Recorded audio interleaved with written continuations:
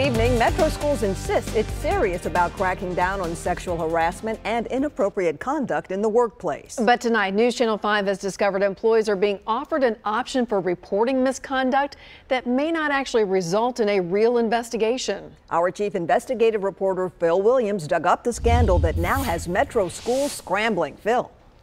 Well, today, for the second time in as many weeks, Metro Schools sent an email to district employees assuring them that sexual harassment would not be tolerated. The district is also hiring outside consultants to review their practices. Still, when we sat down with the head of human resources, she made it clear she personally doesn't see anything wrong with what they've been doing.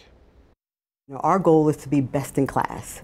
And so every day we look for opportunities. How can we do that better? As the head of human resources for Metro Schools, Deborah Story seems unfazed by the district's growing harassment scandal.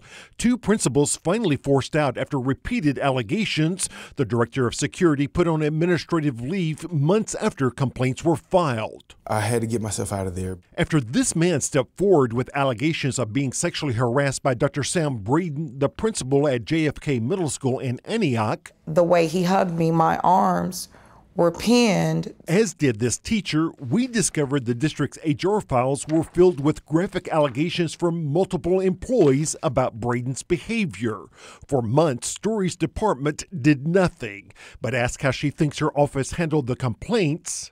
I feel we did it well, but I'm always open to what we can do better. But you feel pretty good about the way that investigation was conducted? We followed our process, and we did an effective job. Dr. Joseph, why will you not answer our questions, sir?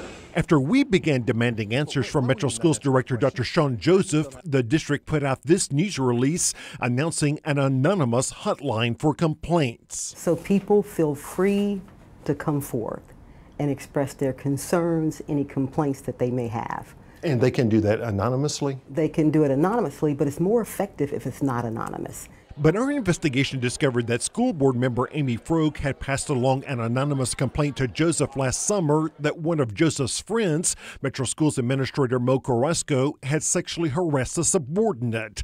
Instead of passing along the Carrasco complaint to HR to investigate, Joseph went directly to his friend. When Ms. Frog first came to you, you did not order an investigation. Yeah, because we don't do investigations that are anonymous. Yeah. So which is it? You're saying people can make anonymous complaints. Yeah, they can. But Dr. Joseph is saying we don't do investigations based on anonymous complaints. Well, if somebody's being accused of something, you can ask a question of that person, did you do this?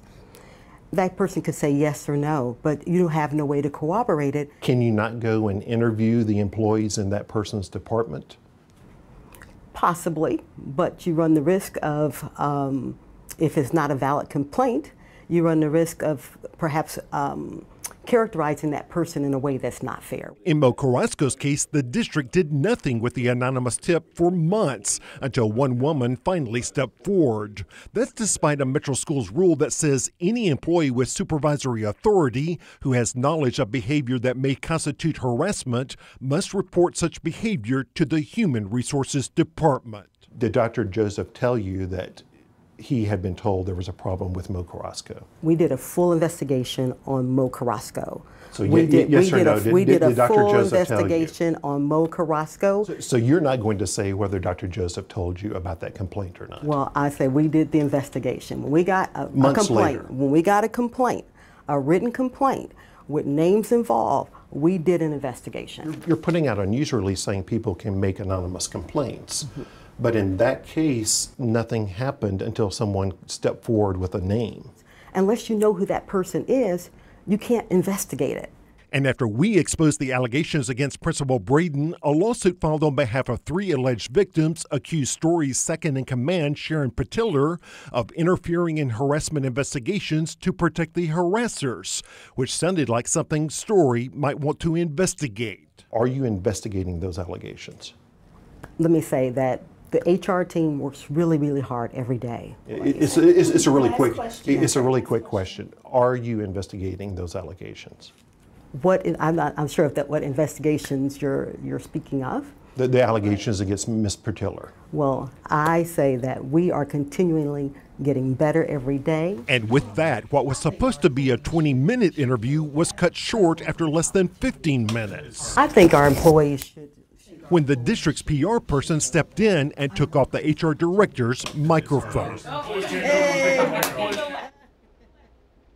In the email that went to employees today, the district said it hoped to have its outside consultants in place by the end of the month, and it plans to have another round of sexual harassment training in October.